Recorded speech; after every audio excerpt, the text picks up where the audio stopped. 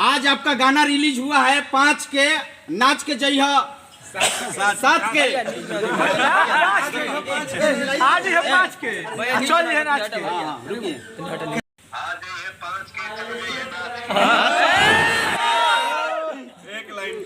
भैया एक लाइन हो जाए, एक लाइन हो जाए दर्शकों के लिए।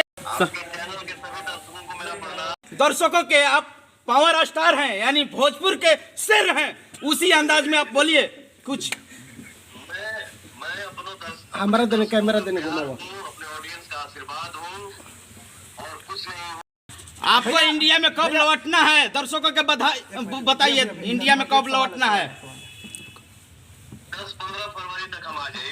मुखड़ा तो निकाल दीजिए, मुखड़ा गा दीजिए, मुखड़ा गा दीजिए अपने अंदाज में भैया। हाँ हो गया अंदाज हम तो अंदाजे में रहते हैं। हाँ गुनगुना दीजिए, गुनगुना।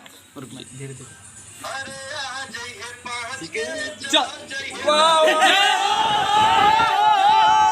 इस वक्त बड़ी खबर आरती न्यूज पर आप देख रहे हैं और गंगा न्यूज पर, ये सभी सबके बड़ी खबर आरती न्यूज और गंगा न्यूज पर पहुंचे। ये सबसे बड़ी खबर आरती न्यूज पर लगातार आप फोकस कीजिए। ये सबसे बड़ी खबर, ये सात समुंदर पर क्या कहिएगा बताइए दीजिए। ये सबसे बड़ी खबर हमारे साथ